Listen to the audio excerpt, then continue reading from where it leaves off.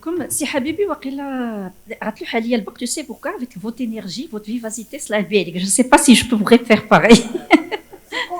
C'est contagieux. Allah يحفظه, سلام بالك. Alors, c'est à mon tour de remercier les organisateurs et c'est vraiment et, de tout cœur un réel plaisir pour moi de retrouver des amis, des jeunes et moins jeunes, puis de retrouver des maîtres, c'est Bousfeha, Madame Haj Khalifa, c'est Hida. Alors, je vais vous raconter l'histoire. واحد النهار عيطت عليا السي حيدة. قالت لي سي حيدة, قال لي الله يخليك بغينا نديروا لو كونغري ديالنا, بغينا نديروا شي حاجه على ليموغرام. واش est-ce que vous pouvez nous faire l'éosinophilie. L'éosinophilie, oui, bon, après ça m'a tourné dans la tête. قلت له علاش بالضبط l'éosinophilie. علاش bon, moi je suis habituée à faire des trucs sur l'hémogramme en général. قال لي لا, les pédiatres بغاو l'éosinophilie. Tout de suite, oui, marhaba, l'éosinophilie. Puis après, je me suis posé des questions, c'est vrai, le jour même, pourquoi l'éosinophilie? Alors, est-ce que je peux avoir un petit retour dans la salle? Pourquoi l'éosinophilie exactement? Il n'est que pourrait avoir un praticien dans la pratique de tous les jours. Est-ce qu'il y a quelqu'un qui a eu un problème d'interprétation, de cadrer ça dans un contexte clinique? Oui, non?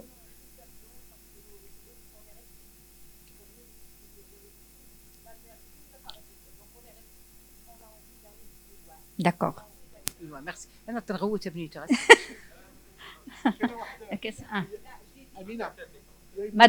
Madame Dini.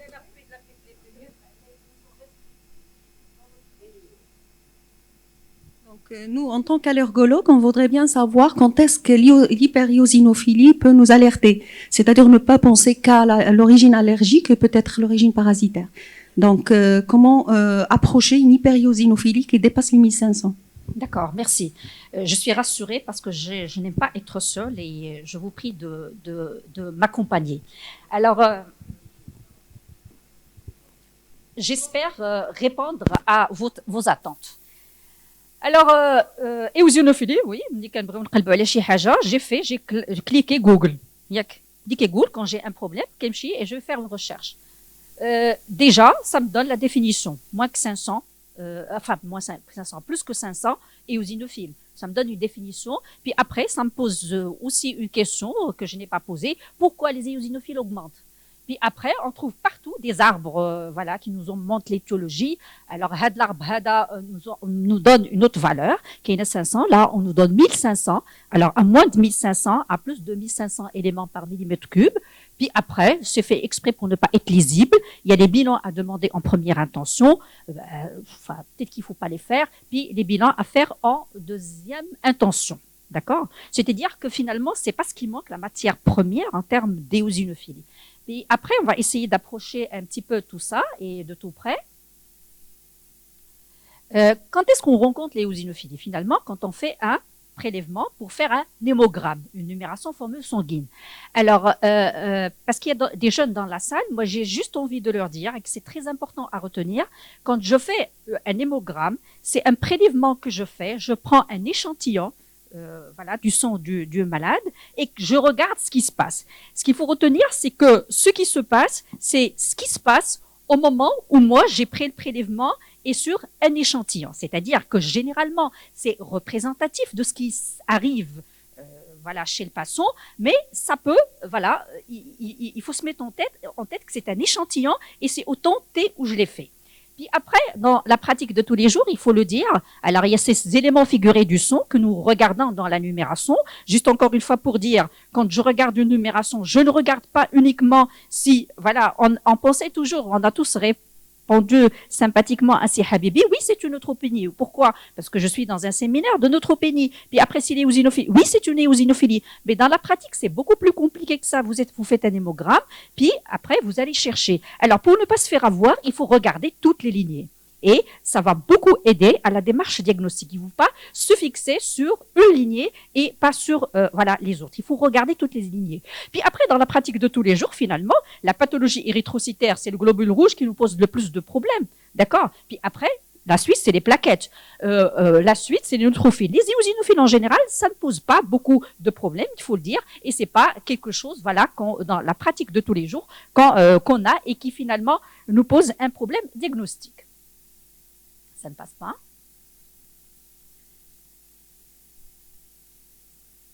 Ah, d'accord. File, voilà, pareil. Ah, donc il faut que je me mette ici, parce que j'y ai pas.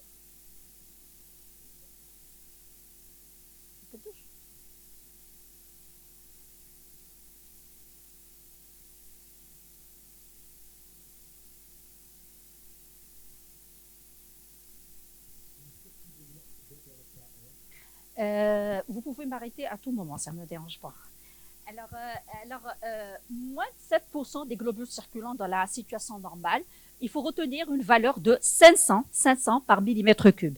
Mais vous allez apprendre avec moi que ce n'est pas tiré par les cheveux. Alors, c'est en fonction, en fait, parce que tout ce qu'on a comme valeur de référence dans les hémogrammes, dans 2 laboratoires différents, vous pouvez avoir des références qui sont différentes. Et tout dépend de la population où les références ont été faites, de l'origine géographique. En tout cas, il faut retenir 500, mais vous allez voir que ce n'est pas tiré par les cheveux. Puis après, il y a des degrés, moins de 1500, plus que de 1500, et il y a une définition du syndrome hyperéosinophilique, bon, à plus de 1500 par millimètre cube, quand il n'y a pas de cause identifiable, quand ça dépasse 6 mois et que c'est compliqué d'une atteinte d'organe. On va y revenir. Alors, nous sommes en train de voir et d'étudier l'éosinophile, cette éosinophile en rouge que les hématologistes aiment bien parce qu'elle est bien maquillée. Et on a affaire à la cellule sanguine, c'est-à-dire celle qu'on voit au niveau de l'échantillon qu'on étudie, à l'hémogramme. Alors, ce qu'il faut savoir, c'est qu'il y a des variations chez une même personne au cours de la journée et qu'il y a des variations intra- et interindividuelles au sein d'une même pathologie. On va voir tout ça. Et puis, bien sûr, comme tous les éléments figurés du son, ils sont produits au niveau de la moelle, ils vont aller travailler ailleurs et ils vont mourir. Donc, tout ça va contribuer à leur valeur et leur variation. Chez une même personne, le taux d'éosinophile a un cycle inverse par rapport à celui du cortisol. D'accord? C'est-à-dire qu'ils sont beaucoup moins diminués le matin par rapport au soir. Et puis après, la corticothérapie, on assiste à une éosinopénie sous corticothérapie. Et puis aussi, ça montre l'avantage que peut avoir la corticothérapie dans les syndromes d'hyperéosinophilie. Au sein d'une même pathologie, alors là, vous l'avez très bien dit, la pathologie la plus fréquente qu'on a et dans laquelle on a une éosinophilie, c'est les parasitoses. Alors, je vous invite à voir cette courbe qui va montrer la variation du taux d'éosinophile en fonction de l'infestation par un parasite. Bien sûr que ça dépend aussi de type de parasite, de là où il est, puis aussi du degré d'infestation. Mais la courbe générale, il y a d'autres courbes, mais dans cette courbe, regardez qu'il y a une phase de latence, puis il y a une phase où ça va augmenter, une phase où c'est en plateau, une phase où ça diminue, puis ça reprend. Maintenant, quand vous faites le prélèvement chez votre patient, vous pouvez être n'importe où dans le niveau de la courbe. Alors, si vous êtes au niveau 1, vous êtes bas. Si au niveau 3, vous êtes au plafond. Si vous êtes au niveau 4, vous êtes bas. Alors que vous êtes toujours dans une infection parasitaire. D'accord? C'est-à-dire que haut ou bas, ça n'élimine pas et ça ne prouve pas une parasitose. 1. 2. Sur le plan évolution et suivi. Regardez-moi, si vous faites par exemple un prélèvement au niveau 1, il est bas, d'accord? Et puis vous faites un prélèvement au niveau 5. Ça, c'est le pic post-thérapeutique. Vous avez traité et c'est bon, et ça répond bien, les éosinophiles repoussent, c'est-à-dire réaugmentent, on va dire. Vous voyez que ça ne veut pas dire qu'il y a une mauvaise évolution, ça veut dire que c'est l'évolution, c'est la réaction normale du taux d'éosinophile. D'accord? C'est-à-dire que ici, si on a une leçon à retenir, c'est que pour la démarche diagnostique, il faut toujours savoir interpréter tôt, c'est-à-dire élevé ou bas, ça peut ne pas finalement aider au diagnostic. D'accord? Et ce n'est pas là la clé du diagnostic. Encore plus pour l'évolution. C'est Habibi, c'est contagieux. Ça arrive.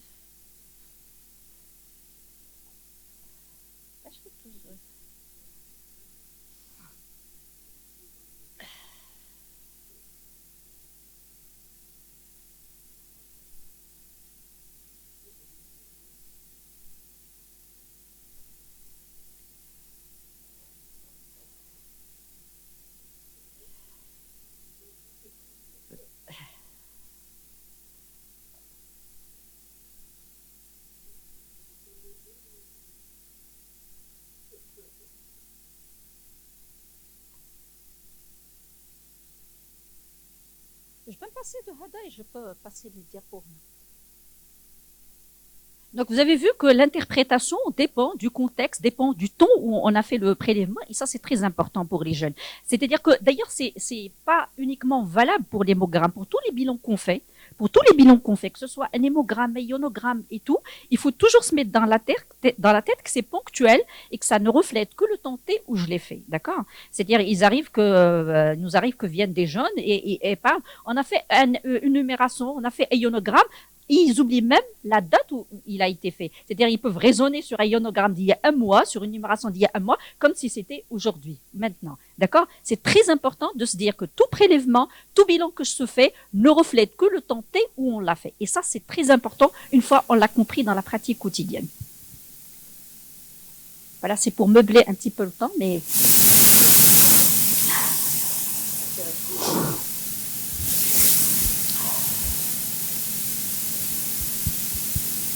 Et l'idée aussi très intéressante dans l'hémogramme, c'est toujours le point de départ dans l'interprétation de tout bilan, ce n'est pas ce bilan. C'est qui? C'est le patient. Et ça, c'est très important. Une fois on a compris ça, on a tout compris au raisonnement médical. Mon point de départ, c'est le patient, c'est le contexte clinique avant que ce soit le bilan. Le bilan, c'est quelque chose que je vais interpréter dans le contexte. D'accord? Là.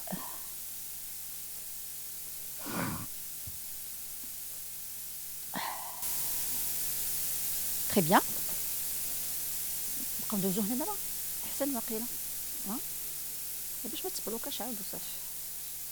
C'est bon?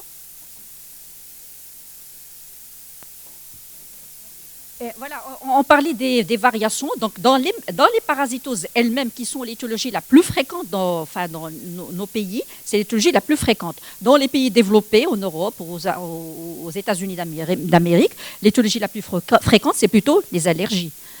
Alors, voilà, c'est même en fonction de quel parasite il s'agit, du taux d'infestation, de la réinfestation, de maladies intercurrentes associées. Voilà, cette grande variabilité, c'est toujours rassurant pour le clinicien d'avoir une marge avec laquelle je vais interpréter tous les bilans entre ça et ça. On retiendra 500, mais il faut se dire que ce n'est pas tiré par les cheveux et finalement, vous avez compris l'utilité de cette graduation dans la clinique la question peut être posée. Puis après, encore une fois, nous sommes en train de voir à l'hémogramme cette cellule sanguine. Alors, ce qu'on voit au niveau du son ne reflète en aucun cas ce qui se passe au niveau des tissus. Alors, regardez ce qui est écrit en rouge. Le taux d'éosinophiles circulant varie en fonction de la production médulaire, leur migration dans les tissus et du taux d'apoptose. Qu'est-ce que ça veut dire déjà? C'est que j'ai un éosinophile au niveau du son, j'en ai un autre au niveau médulaire et j'en ai un autre au niveau tissulaire. C'est un schéma que j'ai conçu pour vous. Je l'ai copié de nulle part, c'est un cadeau. J'ai fait comme je peux. C'est un peu d'imagination pour juste éclaircir cette histoire d'éosinophiles.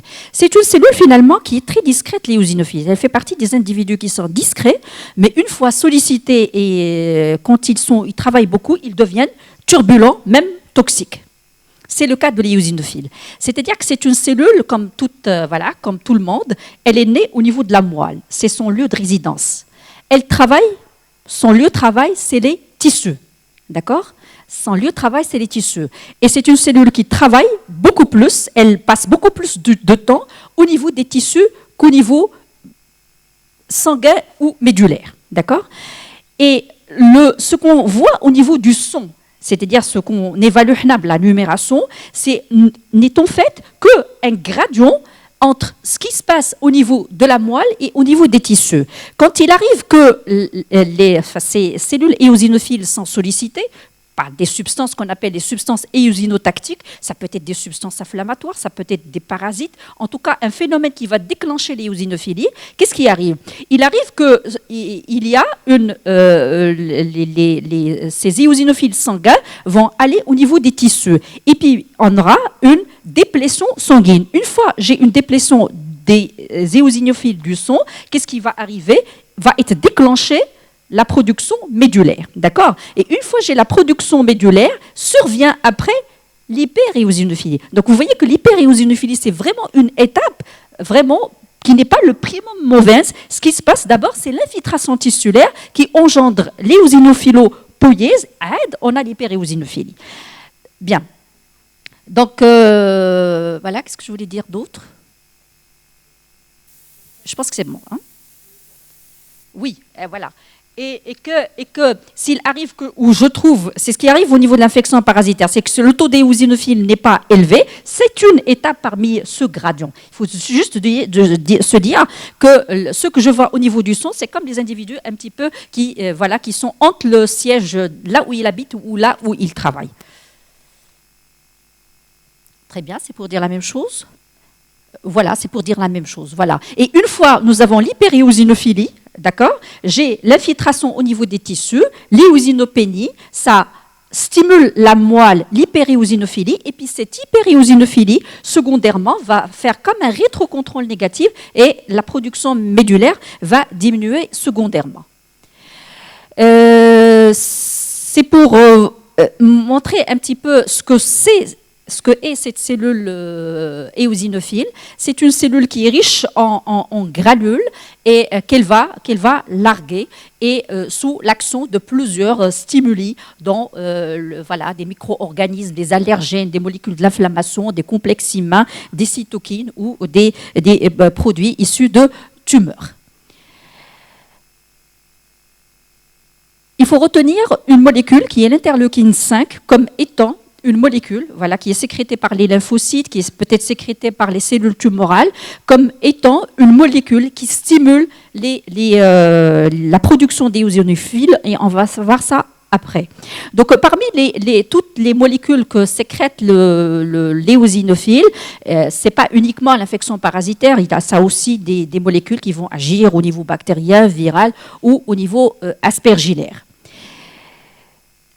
Je disais que c'est une cellule qui est discrète, mais une fois elle est hautement sollicitée, elle peut être toxique. Elle peut être toxique pas uniquement pour les allergènes, pour les parasites, elle peut aussi créer des dégâts tissulaires, et c'est là le danger de l'hyperéosinophilie. Voilà. Pourquoi? Parce que les granules contiennent, parmi toutes les protéines que sécrètent les éosinophiles, des substances qui vont activer la cellule endothéliale, qui vont favoriser la formation de thromboses et qui peuvent avoir aussi une action neurotoxique. Ça, je parle du cas de l'hyperéosinophilie où j'ai l'action de dégranulation des éosinophiles. En fait, ce qui se passe, c'est un petit peu comme on a dans une activation macrophagique où il y a la libération des granules par les macrophages dans les mastocytoses. Donc, c'est un petit peu le mécanisme, comme ça fonctionne, la plupart des granulocytes. Une fois ils s'énervent, ils vont se dégranuler et bien sûr, les granules contiennent des substances cytotoxiques et tous les symptômes qu'on a ne sont pas spécifiques en fait du granule. C'est des effets, des dommages tissulaires qui sont liés à aux substances toxiques qui sont larguées dans le milieu intérieur. Voilà, c'est les protéines pour dire que c'est juste pour dire qu'il y a des produits, des toxines qui sont tellement toxiques, mais il y en a qui sont aussi, qui altèrent la fibrinolyse, la thrombose, les neurotoxines, et beaucoup de produits qui peuvent être nocifs pour les tissus. L'atteinte cardiaque, l'atteinte pulmonaire, les infiltrats, l'embolie, l'atteinte cardiovasculaire, c'est une fois on l'a, c'est une atteinte qui met en jeu le pronostic vital. Ce qu'il faut retenir surtout, la fibrose endomyocardique et les thromboses, l'atteinte neurologique et l'atteinte digestive. Bien sûr que ça peut donner l'atteinte de tous les tissus. Ce qu'il faut aussi savoir, c'est que quand je suis dans un contexte d'hyperéosinophilie, on arrive parfois difficilement à faire la part entre ce qui est lié à l'hyperéosinophilie en tant que cellule qui s'est dégranulée et entre ce qui est lié à la maladie spécifique et ce qui serait lié aussi à un effet secondaire de l'ischémie des organes. Parce que les produits toxiques génèrent de la thrombose qui peut ischémier les organes. Donc on arrive difficilement à faire la part entre les choses. Voilà, c'est un syndrome interstitiel. C'est un syndrome interstitiel chez une fille de 14 ans qu'on avait récupéré d'un service de maladies infectieuses et ils ont fait une numération. Regardez, les globules blancs sont à combien? À 159 000. Alors, quand on regarde 159 000 globules blancs, on pense à une leucémie. Alors, c'est pour ça qu'il ne faut pas regarder uniquement les globules blancs, il faut aller voir le détail. Alors, il faut aller voir le détail. Et s'il vous plaît, encore une fois pour les jeunes, n'interprétez jamais les valeurs en pourcentage. Regardez toujours les valeurs absolues parce que c'est important. Alors, 33 000 polynucléaires, puisque pour faire plaisir à Sih Bibi. Alors, les éosinophiles, alors, ils sont à 112 000. 112 000. C'est-à-dire les hypériosinophilies qui donnent ce tableau comme ça, ce n'est pas l'hypériosinophilie à 700, 800, hein, ce n'est pas les hypériosinophilies à 1000 éosinophiles, mais vraiment, c'est des hypériosinophilies qui sont majeures. Regardez ici, 112 000 éosinophiles. Bien sûr, comme on a vu, s'il y a 112 000 éosinophiles au niveau du sang périphérique, j'attends à ce qu'il y ait ça va de soi, une éosinophilie médulaire. Et voilà ce que répond la cytologie médulaire. Il n'y a pas de blast, ce n'est pas une leucémie, c'est une éosinophilie médulaire. Alors, qu'est-ce qu'on avait dit? C'est une hyperéosinophilie. Et ce sont ces cas-là dans lesquels il faut s'inquiéter et se dire, je dois surveiller et probablement j'aurai des effets secondaires liés à l'éosinophilie. Regardez la fille. Elle a 14 ans, la pauvre. Elle commence à avoir des lividités et ça fait mal après. Et regardez, voilà, c'est amputé au niveau des axes vasculaires, c'est thrombosé. Justement, c'est pour arriver aux étiologies. Alors, les étiologies de tous les jours, c'est ce que vous disiez, les étiologies de tous les jours, c'est les éosinophiles réactionnelles. Réactionnelles, c'est-à-dire, voilà, secondaires. J'aurais les plus frais. Bon, voilà. Alors, pourquoi c'est secondaire? C'est les stimulations cytokiniques, parce que, alors, ce qu'il faut savoir, l'interleukine, tout ce qui il y a une très grande relation entre l'homéostasie du lymphocyte et la stimulation de la production d'éosinophiles.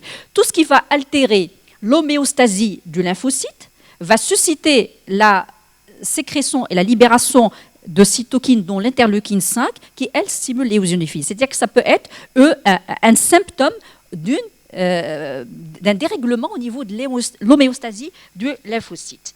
Alors, ce sont les plus fréquentes, les éosinophilies secondaires. Les éosinophilies primaires, ou ce qu'on appelle clonales, elles sont beaucoup plus rares. Les parasitoses en premier dans nos pays, les troubles allergiques, l'allergie aux médicaments, l'asthme, la rhinite allergique, la dermatite atypique, les maladies inflammatoires, les maladies de système. Il y a aussi les déficits immunitaires primitifs pour faire plaisir à ces bosféha ici présents, les cancers, le Hodgkin, enfin tous les cancers. C'est-à-dire qu'on peut trouver comme symptôme l'éosinophilie dans de nombreuses situations cliniques. Presque toutes les classes d'antibiotiques peuvent donner une allergie, et ça on le connaît. Mais après, ce que je vous disais, c'est de savoir interpréter tout ça dans le contexte clinique. Puis il y a le DRESS symptôme, je fais exprès de vous le rappeler ici parce que moi aussi je l'avais oublié. Alors c'est quoi? C'est en fait le DRESS symptôme, c'est une allergie liée aux médicaments, mais c'est tellement aussi là aussi symptomatique que l'idée c'est vous avez un patient qui a une atteinte multiviscérale. Ce que je vous disais, c'est comme l'activation macrophagique. Il a plein d'atteintes viscérales.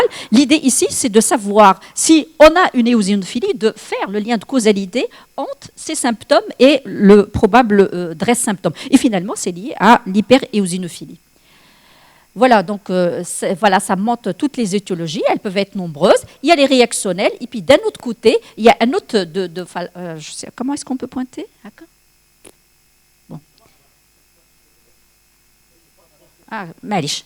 Donc de ce côté, il y a les hyperéosinophilies clonales, héréditaires, puis d'origine inconnue. Alors, de plus près, et de ce côté, c'est ce qu'on appelle les syndromes hyperéosinophiliques. C'est-à-dire que j'ai les éosinophilies secondaires, et j'ai les syndromes hyperéosinophiliques. Les syndromes hyperéosinophiliques, on appelait ça à un certain moment, où on était ignorant, et il n'y avait pas le développement beaucoup de la biologie moléculaire, et il y avait plusieurs éosinophilies qu'on ne comprenait pas, et on appelait ça syndrome hyperéosinophilique. Mais de plus en plus, cette entité se restreint, et on ressort beaucoup de pathologies hématologiques avec une caractérisation moléculaire particulière. Voilà, et on ressort aussi l'hyperéosinophilie familiale qui est rare, exceptionnelle, et reste une petite part pour l'hyperéosinophilie idiopathique qui va là aussi se restreindre avec le temps. C'est juste pour vous rassurer. Les hyperéosinophilies clonales, les hyperéosinophilies essentielles et tout le côté des hyperéosinophilies qui ne sont pas réactionnelles, c'est au fait une pathologie, qui n'est pas fréquente, heureusement. Qui n'est pas fréquente. Pour les clonales, ce n'est pas quelque chose que vous risquez d'avoir. C'est-à-dire les hyperéosinophilie ici, on a eu 2 cas en 22 ans. C'est-à-dire, même dans des services d'hématologie spécialité, ce n'est pas une pathologie qu'on voit tous les jours. Et puis, maintenant, pour le praticien de première ligne que vous pouvez être, ce qui est important, c'est que 500, 800, 900, 1000 éosinophiles, ce n'est pas un problème. Dans les hyperéosinophilies à 100 000, 50 000, 10 000 vers le haut, c'est là où vous vous dites peut-être qu'il y a quelque chose et généralement, surtout s'il y a une atteinte d'organes associée qu'il faut savoir rechercher, c'est des patients que vous allez confier à un hématologue. Mais généralement, dans la pratique de tous les jours, sauf dans des contextes particuliers, vous ne serez pas confronté à la prise en charge de ce genre de patients. En pratique, c'est comme si on avait un petit peu monté le décor. En pratique, moi qui suis praticien, qu'est-ce que je dois retenir? Il y en a plein les décisionnels comme ça. J'en ai pris un. Éosinophilie, je suspecte une étiologie. S'il y en a, oui, je fais un bilan ciblé. Je recherche parasitose, allergie, cancer, maladie de système, maladie spécifique d'organes, les maladies d'embol de cholestérol. S'il n'y a pas d'étiologie, je fais un bilan de première intention, je refais des numérations, puis bilan de deuxième intention, et je conclus un syndrome hyperéosinophilique. Maintenant, dans la pratique, s'il vous plaît, de tous les jours, je m'adresse surtout aux jeunes de la salle. Dites-vous bien toujours, et je l'ai déjà dit, que le point de départ, c'est mon patient. On ne porte jamais, par exemple, le diagnostic d'une maladie de Hodgkin parce qu'on a une éosinophilie. D'accord? On ne porte pas jamais ainsi le diagnostic. Vous ne direz jamais que c'est une parasitose parce qu'il y a une éosinophilie, ni une allergie. C'est-à-dire que le contexte clinique, il est très important à considérer. D'accord? Et dans tous les bilans, ne cherchez pas la réponse dans l'éosinophilie. Exceptionnellement, non? Ne cherchez jamais la réponse, c'est tout proche. Ne cherchez jamais, c'est-à-dire même dans notre vie quotidienne, quand vous continuez à dire allèche, mais vous ne savez pas, c'est-à-dire vous cherchez la réponse à une question que vous n'avez pas posée. On ne trouve jamais la réponse à une question qu'on n'a pas posée. C'est-à-dire ne cherchez pas la réponse dans des bilans et sans avoir fait un raisonnement auparavant. Les raisonnements inverses nuisent beaucoup au raisonnement médical. Ça donne une surconsommation de bilans et ça donne même des difficultés d'interprétation de ces bilans. C'est un article, voilà, je vais mettre pour voir l'article, mais pour vous dire que dans la pratique quotidienne, dans les éosinophilies qu'on voit, on est rarement amené à explorer une éosinophilie. Et c'est rarement une piste diagnostique, on va dire. C'est rarement une piste diagnostique. Alors, ils ont pris un nombre conséquent de patients, 225 parmi les, on va dire, les 200 000 en hyperéosinophilie à plus que 700. Et puis après, c'était une découverte fortuite dans 85% des cas. Voilà, il n'y avait pas de symptômes. Et puis, dans 36% des cas, on n'a pas trouvé une cause. Et puis, ce qui est intéressant surtout, c'est que uniquement dans 2 cas parmi les 225, la découverte de cette éosinophilie a changé l'attitude diagnostique ou thérapeutique. Ce qui est important, c'est-à-dire que d'abord le contexte clinique avant que ce soit le taux d'éosinophiles en soi. L'éosinophilie, alors moins de 1500, c'est des choses qu'on voit tous les jours, il ne faut pas s'inquiéter. Généralement, on n'a pas besoin de pousser les investigations. L'intérêt de l'interrogatoire d'examen clinique, encore une fois, souvent, c'est un symptôme, d'accord? C'est un symptôme parmi d'autres, il faut raisonner avec ce symptôme. Je ne vous apprends rien, la fréquence des parasitoses et des allergies. Et puis, souvent, vous avez vu la courbe des parasitoses, et il y en a autant de courbes dans toutes les pathologies, sauf dans les cas particuliers, je vous disais, d'hyperéosinophilie, mais majeure. À ce moment-là, le suivi du taux des polynucléaires, bien sûr, est un élément de suivi, mais rarement, suivre le taux de polynucléaire a un intérêt dans le suivi de la maladie et des traitements. Et plus on est dans l'éosinophilie sévère, moins l'éventail diagnostique est important et plus ça devient spécialisé et pas du recours du pédiatre, on va dire, généraliste. Les maladies allergiques qui sont fréquentes ne donnent généralement pas des éosinophiles en dehors de 1500. En dehors de cas particuliers, du DRESS syndrome et on va dire du poumon éosinophilique, mais qui est dans un contexte particulier, et là aussi avec des éosinophilies, mais qui sont majeures. J'espère avoir répondu à vos attentes. Je suis prête pour les questions, mais si vous me permettez, avant de Hada, un petit cas clinique, c'est juste pour fixer les choses. Vous êtes prêts? Ça va être un petit peu interactif et pas trop lent, un petit peu lent quand même. Pour rassurer ces beaux sféha. لا شوية ما غاديش يكون طويل بزاف. أنا غير بغيت الناس يكونوا معايا. Oui, c'est très intéressant. Cas clinique. Alors ça, c'est une jeune fille ou un jeune garçon, comme vous voulez. En tout cas, il est assez grand pour rapporter ses symptômes. Alors, il vient vers vous. Alors, il vient vers son médecin où elle vient. Alors, elle lui dit, alors, j'ai mal en se touchant l'épaule. Elle a mal en se touchant le coude. Et elle avait mal en se touchant toutes les articulations. Elle avait mal. Puis à l'examen physique, quand vous l'examinez, alors bien sûr que vous allez examiner les articulations. Alors, vous ne trouvez pas la douleur. Quand vous examinez, vous ne trouvez pas de douleur là où elle repère la douleur. Quel est votre diagnostic et quel est votre premier examen à demander? Bien sûr, un hémogramme avec recherche des éosinophilies. Non. Le topo, c'est les éosinophilie, Madame Haj Khalifa. Pourquoi vous avez fait plaisir à Si Habibi et pas à moi?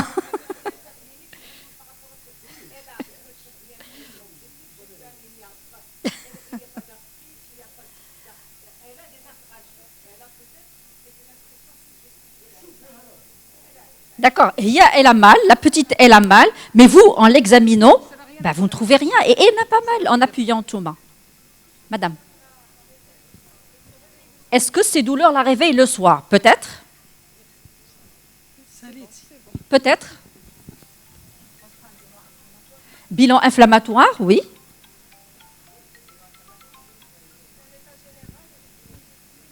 Sihida, vous avez une... Non. C'est Chbraoui.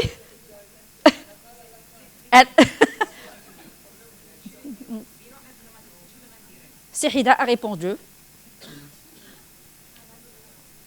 Qu'est-ce qu'elle a, la fille? Bien sûr, elle a une fracture de l'index à chaque fois où elle touche. Elle a mal partout parce qu'elle a une fracture au niveau de l'index. Voilà, c'est juste pour vous dire que c'est juste pour vous dire que là, pour les examens, on te économiser pour faire une radio de tout le squelette parce qu'elle se plaint de partout. Faire une radio de la main, vous retrouvez à faire juste une radio d'index.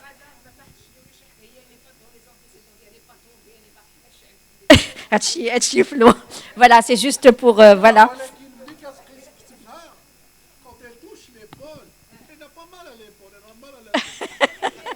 Elle a mal, c'est tout, mais on n'a pas précisé. Voilà, je vous remercie et je suis à votre disposition pour les...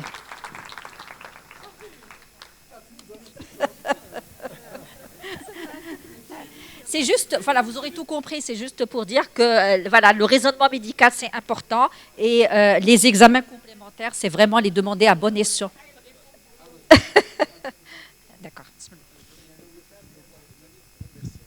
Excellente présentation de Sadakili ou Sad Habibi. Moi, je crois qu'on a été gâtés cette matinée.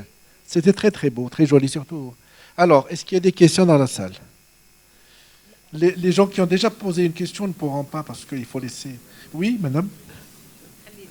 Madame? Micro? Je voulais vous demander, pour le cas clinique que vous avez vécu, c'était finalement quoi l'étiologie et comment vous avez traité? Voilà. C'est un cas qu'on a reçu. C'est un cas qu'on a reçu en hématologie. C'est pour dire qu'après le parcours des patients, ça peut être très malheureux. C'est un cas qu'on a reçu en hématologie après des investigations dans un service voilà, de pédiatrie générale. Et on s'était fixé sur justement le syndrome interstitiel. Elle n'avait pas les signes vasculaires. Sur le syndrome interstitiel, vous savez, quand vous recevez un malade avec une aussi radio, vous pensez tuberculose, vous pensez plein de choses, mais voilà. Donc, et l'hyperéosinophilie était, voilà, surtout quand on a une hyperleucocytose dans un hémogramme, quand ce n'est pas une leucémie, généralement on est rassuré. Alors que justement, faire le lien de causalité entre l'hyperéosinophilie et l'image pulmonaire qu'elle avait, là était la difficulté des praticiens. C'était un syndrome hyperéosinophilique idiopathique. Je suis désolée de le dire encore une fois idiopathique parce que dans le temps, il n'y avait pas la biologie moléculaire, on ne faisait pas, et ça faisait partie certainement des hyperéosinophilies clonales, voilà, et parce qu'on n'avait pas fait la caractérisation moléculaire. Pardon. Elia, quel a été le signe d'appel qui vous a fait la radio? Elle est venue faire radio. Oui. Quel a été le signe qui vous a fait penser à faire une radiographie pulmonaire? Ah oui, elle avait une toux sèche, oui. Parce qu'elle avait de la toux sèche. Voilà, Oui, elle avait de une la toux toux, bien sèche. sûr, bien sûr, bien sûr. Je vais donner Signe la- d'appel. Est-ce qu'il y a d'autres questions? On va se permettre 4 questions, 2 pour professeur Kili et 2 autres pour professeur Habibi. J'ai une question pour professeur Habibi.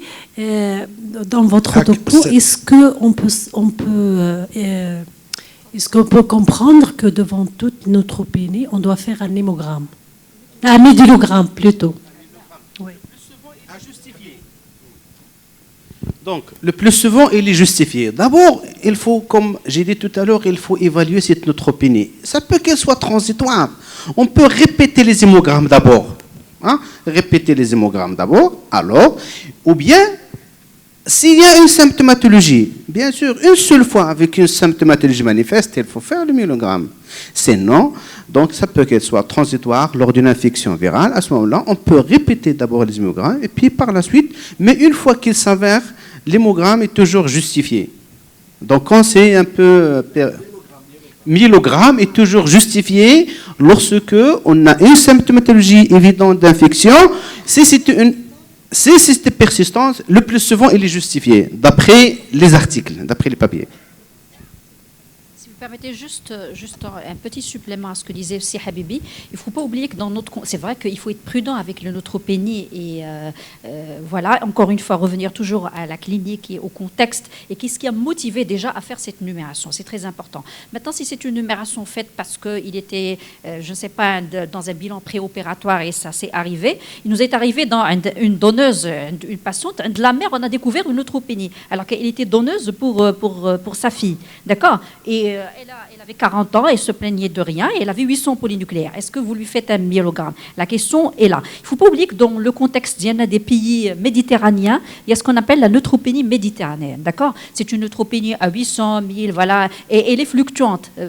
Ça peut ressembler un petit peu, mais généralement, c'est des gens qui ne demandent rien à personne, et c'est n'est autre qu'une neutropénie par margination. C'est-à-dire que vous faites des numérations après l'effort, vous avez le taux de polynucléaire qui est élevé. Parce qu'il n'y a aucun examen qui va prouver cette neutropénie méditerranéenne en dehors d'examens de numération que vous faites après l'effort. Voilà, c'est juste une précision. Et c'est assez fréquent. S'il vous plaît, ici. Salam alaikum. Je vous félicite parce que on a bien compris les neutropénies et vraiment ça a été très très bien. Moi je voudrais un support. Moi j'ai 2 cas que j'aimerais bien par rapport à l'hyperéosinophilie que j'ai vécu et que j'aimerais partager avec vous. Le premier c'est il y a longtemps qu'on était à ATB. Le premier ça a été hospitalisé pour une pleurésie, parenthèse. Et on a été drainé la nuit. Le lendemain, on le trouve, il a été déjà drainé. Et je ne me souviens pas comment on a fait. On a regardé, on a fait une NFS après, c'est pas le NFS d'avant, et on trouve l'hyperéosinophilie. Et lorsqu'on cherche, on demande la TDM, on se retrouve avec un kyste hydatique qui a été rompu. Et après, on faisait à l'époque des staffs multidisciplinaires. On a pris la décision devant toute pleurésie, il faut absolument faire une TDM parce que ça pourrait être un kyste hydatique. c'était un kyste hydathique, un gros kyste qui a rompu, qu'on l'a rompu vraiment. Et ça a donné parce que l'hyperéosinophilie, normalement, le kyste hydathique simple ne donne pas d'hyperéosinophilie, mais lorsqu'il a été rompu, ça a donné l'hyperéosinophilie et ça nous a incité à chercher quelque chose. Donc, comme vous dites justement, ça nous a aidé quand même pour le raisonnement. Ça a été un raisonnement dans le sens clinique. La deuxième situation, c'est en tant que cardiopédiatre, j'ai eu affaire à une cardiomyopathie et où je me retrouve dilaté et spécifiquement sur le ventricule droit. Et justement, et ça a été justement une sorte, c'est une c'est une fibrose endomyocardique du ventricule droit, de l'apex. Lorsqu'on voit nous l'écho, on se retrouve avec l'apex du ventricule droit qui est comblé parfaitement, et ça nous incite à chercher justement. Et à l'époque, cet enfant, on a quand même trouvé une hyperéosinophilie qui n'est pas sévère. Je me souviens, ça a été 2500, mais les choses sont amendées après. On a fait toutes les sérologies de parasitose, mais a priori, les choses ont bien évolué et je ne sais pas ce qu'il a fait. Bien. C'est pas inquiétant quand c'est pas supérieur à 5 000. Oui, c'est là. Merci beaucoup. Merci pour les deux orateurs, pour la qualité de leur présentation. Moi, je ne sais pas si j'ai zappé une étape, mais je voudrais savoir s'il y a des relations entre déficit immunitaire et hyperéosinophilie, notamment syndrome d'hyper-IgE ou quelque chose comme ça. Bien sûr, l'éosinophilie, c'est symptomatique de plusieurs maladies. Je disais d'ailleurs que ça peut se trouver dans les déficits immunitaires primitifs. Et tout ce qui... Voilà, parce que la cellule Bouhdita, ce n'est pas elle qui agit et réagit. Tout ce qui atteint l'homéostasie du lymphocyte, et lymphocytes T, les lymphocytes L-pair, ça suscite la sécrétion de cytokines, d'interleukines, et ça fait augmenter le taux d'éosinophilie. Oui, bien sûr, bien sûr. Elle fait partie des critères, des points qu'on donne pour scorer hyper-IgE, c'est le score NIH de Bobo Grimbacher. L'éosinophilie est un élément qui n'est pas très important, mais pour lequel il y a des points. Et quand on est au-delà de 40 points, le syndrome hyper-IgE qui fait aujourd'hui de 10 maladies héréditaires différentes, donc on a ce score qui va nous permettre d'aller rechercher une cause génétique. Et parmi les éléments du score, il y a les éosinophiles. Oui.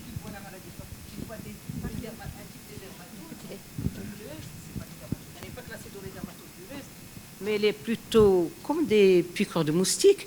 Et vous avez une augmentation très intéressante. Vous dites et vous avez, quand vous demandez les IgE, les éosinophiles, c'est très important. Les IgE, surtout, un chiffre très élevé à 2000, 3000. Et ça, c'est quelque chose à laquelle ils peuvent être confrontés. Hein. Merci. Sadhida. Oui. Merci tout d'abord aux deux orateurs pour la qualité de la présentation, parce que bien que j'ai zappé beaucoup de choses. À propos de l'éosinophilie ou l'hyperéosinophilie, en tant que gastroentérologue, on sort de l'hémogramme pour revenir un petit peu à l'histologie et aux malades. Il y a tout un panel de pathologies à éosinophiles, donc les infiltrations digestives, l'œsophagite, la colite, etc. C'est vrai, nous on pose le diagnostic sur l'anapathe, mais on essaie de voir est-ce qu'il y a une corrélation. On la cherche sur l'hémogramme, ce n'est pas toujours le cas. Quand vous avez préparé ce topo, est-ce que vous avez trouvé des corrélations entre les périosinophilies périphériques et les pathologies à éosinophiles tissulaires, puisque Voilà, c'est Hida. L'éosinophile est essentiellement une cellule qui est tissulaire et elle se trouve le plus fréquemment dans tous les tissus, mais le plus fréquemment dans l'interface des muqueuses qui sont en rapport avec le milieu extérieur, essentiellement le poumon et le tube digestif. C'est-à-dire, on peut trouver des infiltrats au niveau de l'œsophage jusqu'à colite, entérite, gastrite. On peut trouver une infiltration tissulaire. Maintenant, son interprétation, c'est en fonction du contexte clinique et pourquoi vous faites justement votre biopsie.